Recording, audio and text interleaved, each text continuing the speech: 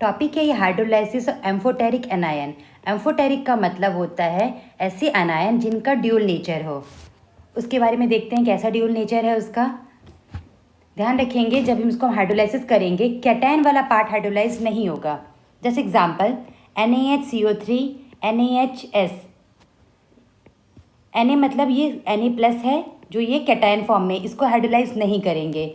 ये वाले जो एनायन है, एनायन वाला पार्ट HCO3- और HS-, ये क्या हो जाएगा, दो पार्ट में होगा। ये आयोनाइज भी हो सकता है। जैसे ये आयोनाइज होगा, जो इनके पास जो एक H बचा है वो H रिलीज कर देंगे, H+ आयन सॉल्यूशन में दिया। और जो नेगेटिव है HS- है, इन पर नेगेटिव साइन है। अगर ये पानी से H ले लिए तो क्या हो जाएगा, पानी में क्या रिलीज करेंगे, OH-। इनका दो नेचर है, एक H है उसको रिलीज किया तो H+ दिया सॉल्यूशन में, जो नेगेटिव साइन ने H+ ले लिया तो क्या रिलीज हो जाएगा, OH-। ध्यान रखेंगे कैटायन वाला पार्ट को हाइड्रोलाइज नहीं करेंगे। देख लेते हैं यहाँ पे आयोनाइजेशन हो रहा है, मतलब ये आयोनाइज हो गए। जैसे आयोनाइज हुए H+ रिलीज किया, H+ और पानी मिला के लिख दिया है H3O+, मतलब इनका एसिडिक नेचर भी है यहाँ पे। अगर इन्होंने पानी से ले लिया तो क्या होगा, ये OH- वाटर का H+ एक्सेप्ट किया और दूसरा वाटर का OH- रिलीज हो गया, तो इनका एसिड नेचर भी है, बेस नेचर भी है, इसलिए इनको बोल रहे हैं एम्फोटेरिक। जिनका एम्फोटेरिक नेचर है उसका pH कैसे निकालेंगे, उसका pH इक्वल होगा pKa1 + pKa2/2, मतलब दोनों जो इक्विलिब्रियम कांस्टेंट, डिसोसिएशन कांस्टेंट है, उसका pK लेने के बाद उनका एवरेज निकालना है। आगे देखते हैं एग्जाम्पल के थ्रू।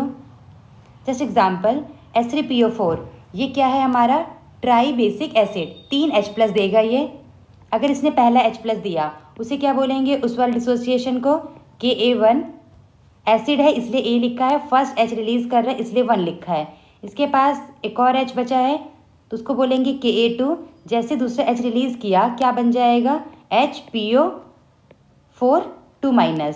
एक और H है, जैसे H रिलीज किया H+ गया तो वहाँ पे क्या हो जाएगा, PO4 3-।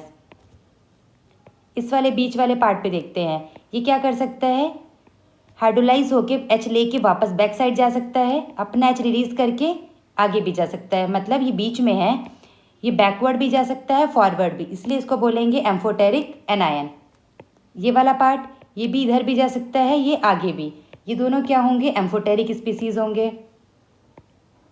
ये सिर्फ एसिड है, ये सिर्फ H रिलीज कर सकता है, ये और H+ एक्सेप्ट नहीं कर सकता, ये पूरा का पूरा एसिड है, प्योर एसिड।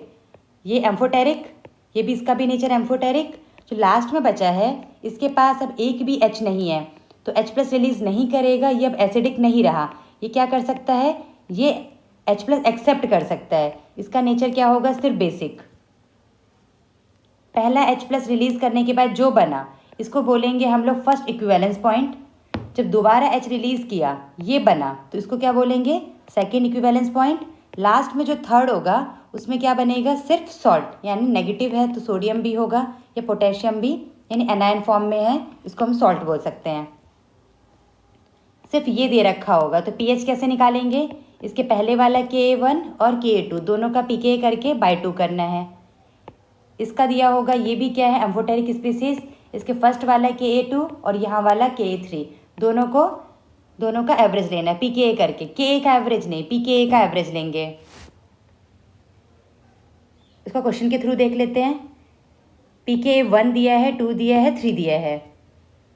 जो भी जिसके पास पॉली एसिडिक होंगे, मतलब पॉली वाले H+ रिलीज करेंगे, उनका क्या होगा, फर्स्ट डिसोसिएशन बहुत ज़्यादा होगा, डिसोसिएशन ज़्यादा तो pKa वैल्यू कम।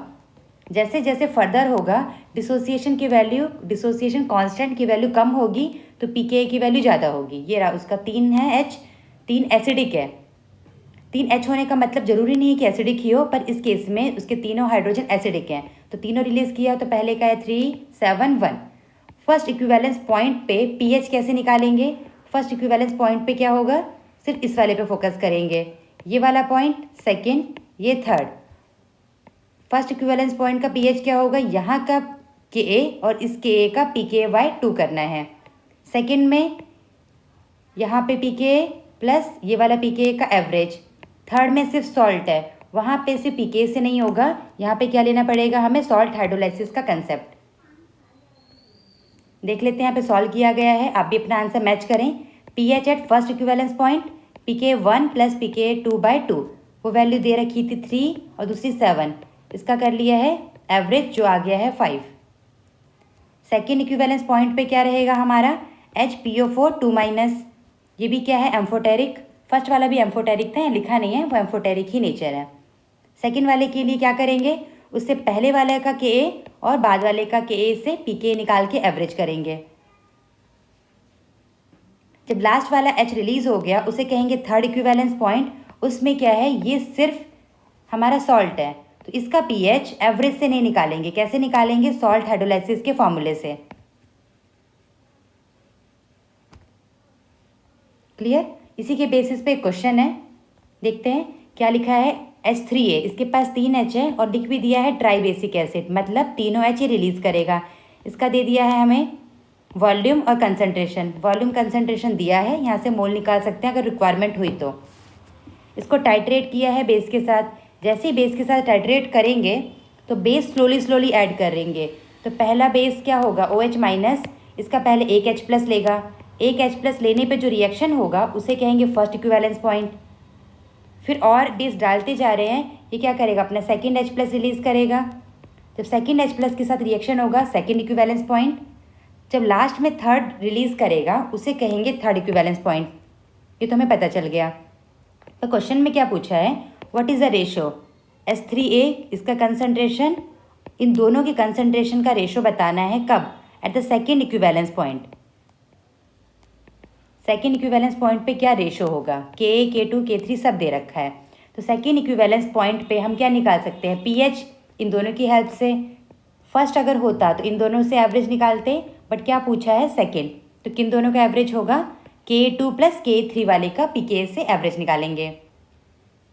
अब ये रेशो कहाँ से आ सकता है, देखते हैं। ये रहा पार्ट। H3A जब रिलीज़ किया, टोटल हमने फाइनल इक्वेशन लिख दिया, तो क्या हो जाएगा, H+ का कंसंट्रेशन स्टोइचोमेट्रिक 3 है तो पावर 3 आएगा। ये रहा इसका Ka का इक्वेशन।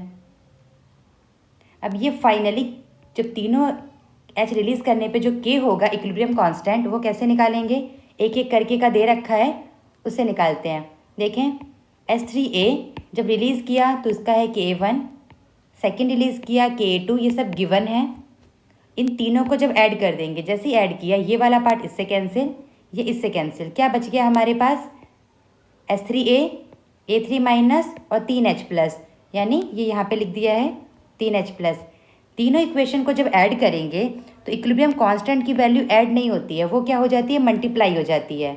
इन तीनों को ऐड करने पे जो इक्वेशन आया है उसका Ka इन तीनों को मल्टीप्लाई करेंगे उसके बराबर होगा। सॉल्व करने पे क्या आ गया यहाँ पे, Ka फाइनल ही है जो 10⁻³ -23, मल्टीप्लाई किया, पावर ऐड हो जाएंगे। मैथमेटिक्स में आप बहुत स्ट्रांग है, ये वाला पार्ट कर सकते हैं। अब क्वेश्चन के अकॉर्डिंग कब निकालना है, H+ का कंसंट्रेशन सेकेंड इक्विवेलेंस पॉइंट पे, तो ये दोनों का एवरेज निकाल दिया। आ गया pH 10, हमें क्या चाहिए, H+ का कंसंट्रेशन। pH अगर 10 है तो H+ कितना हो जाएगा, ये सॉरी यहाँ पे H+ है, H+ का कंसंट्रेशन 10⁻⁻10, बिकॉज हमारा pH आया है 10। अब क्वेश्चन में जो पूछा है उसके हिसाब से कर देते हैं कि हमें H+ चाहिए था, किस पॉइंट का, सेकेंड इक्विवेलेंस पॉइंट का भी हमने निकाल लिया है। इसको पुट कर देंगे, ये हमें नहीं पता है क्योंकि सब इक्विलिब्रियम में है, किसी का कंसंट्रेशन इंक्रीज हो रहा है, डिक्रीज हो रहा है, कोई बढ़ रहा है, कम हो रहा है। इक्विवेलेंस पॉइंट पर आके सब क्या हो जाएंगे, इक्विलिब्रियम पे आ जाएंगे। उस पॉइंट पे बताना है। ये अननोन है, स्टार्टिंग में दिया गया है वो पुट नहीं करेंगे क्योंकि वो डिसोसिएट हो रहा है, ये भी फॉर्म हो रहा है। तो पुट करने के बाद यहाँ पे आया A3- ऊपर, H3A नीचे, बट हमें रेशो किसका बताना है, एसिड वाला ऊपर, सॉल्ट नीचे। तो इसको थोड़ा रेसिप्रोकल कर लेंगे, यहाँ से आ जाएगा।